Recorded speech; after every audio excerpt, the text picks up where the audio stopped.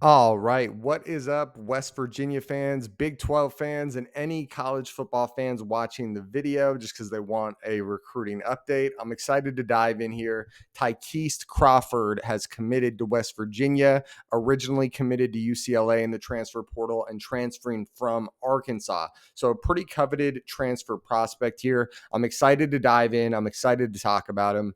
Before we get into all of it, make sure you guys smash that like button. That's going to help get the video out to more Big 12 fans, more West Virginia fans. So make sure you do that. Also, comment down below. At the end of the video, I'm going to grade Ty'Kieast Crawford on a 1 star to 5 star scale. 1 star being a guy that needs a lot of development, 5 star being a guy that's an elite player, immediately one of the best players in college football. So I'd like it and I'd appreciate it if you guys do the same in the comment section. However you're feeling about him, a 3 star would be like a good starter. A 2 star would be like a starter level player with some concerns, right? And then a 4 star would be, not quite the best in the whole country, but maybe like a like one of the best in the conference type of deal. So I'd love to know what you guys are thinking. Also, subscribe to the channel. We put out a ton of Big 12 football and just content in general for every Big 12 team. So if you're into that, hit subscribe, hit the notification bell. And on that note, let's go ahead and dive in and check out Ty'Kieast Crawford. Okay, guys, and now we are looking at Ty'Kieast Crawford. So you can see here he only played 10 snaps in 2024.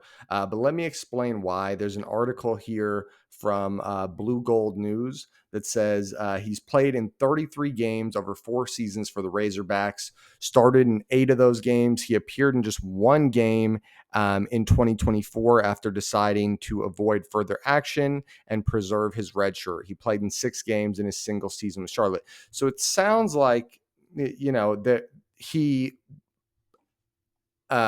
elected to take his red shirt. So he decided that he was probably going to transfer and sit for the rest of the year. So even though it is a little bit of a yellow flag, red flag ish that he only played 10 snaps last year, that was a purposeful thing to do.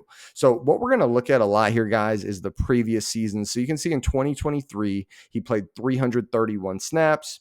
And throughout his college career, he's played a total of 643 snaps. Only 10 of those were in 2024. He played a good amount at Charlotte, 151 snaps. So we'll take a look at the guy, and I'll give you guys my thoughts on what we're seeing here. And the cool thing is 2023, basically all of his plays in the SEC and against pretty good teams. So it'll be, a good sample size to look at. The first thing to take a look at is going to be that he allowed 8 pressures on 152 pass blocking snaps. I'll get you guys the actual number, but just off the top of my head, that's about 5%, right? Right in that range. Yeah, 5.3% ish. So not super low pressure rate, but a good pressure rate. I mean, that's a solid pressure rate there. That's a solid player, especially doing it in the SEC. I'm pretty impressed with that. I'm pretty excited about that.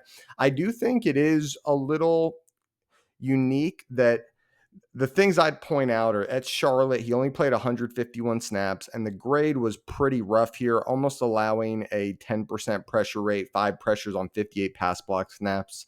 So a little concerning there because Charlotte, not great competition, but at the same time, he was starting as a true freshman there. Then you look here, he's got some good years here at Arkansas.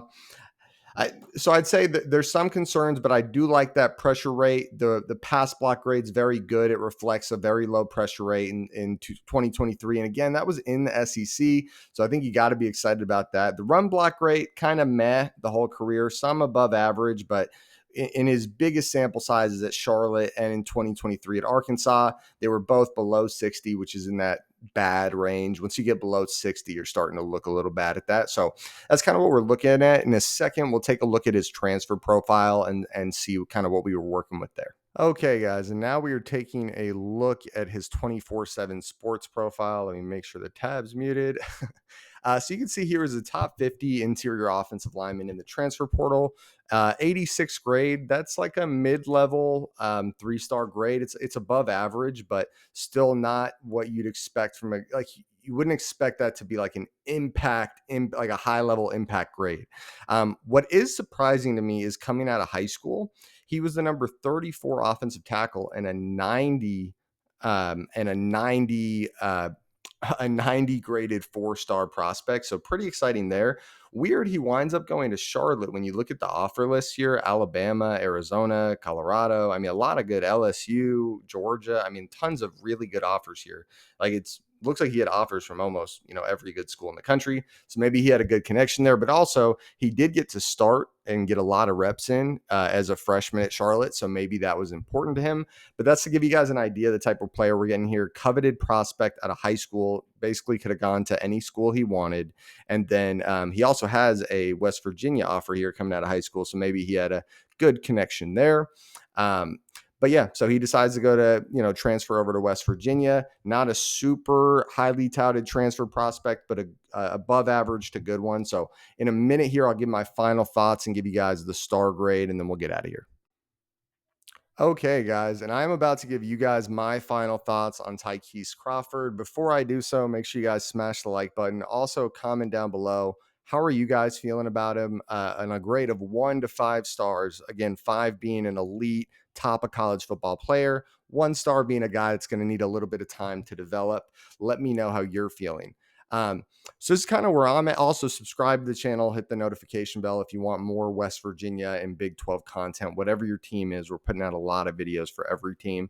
This is kind of where my mind landed on my final thoughts for him is a 2.5 star. So, and the reason I do that is a 3-star would be a good starter. And I think that's definitely in the range of possibilities that he would be a good starter. But the concerns for me is there's not one season for Arkansas where he was the full-time starter.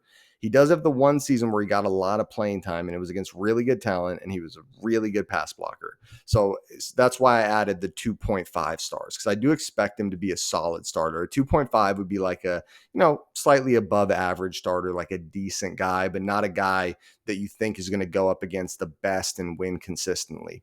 I mean, we'll see. He's coming from the SEC, so the talent there, it's, as good as anybody.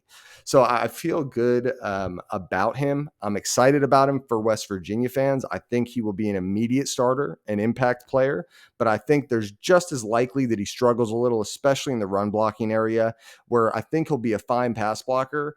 But I think there will be some struggles there. There's probably a reason he didn't get on the field a ton for Arkansas. Sometimes that's off the field, sometimes that's on the field. I'd love to know what you guys are thinking, though. Smash the like button if you made it this far. Comment down below how you rate him. Subscribe to the channel if you haven't already. And I'm out of here. Go Big 12.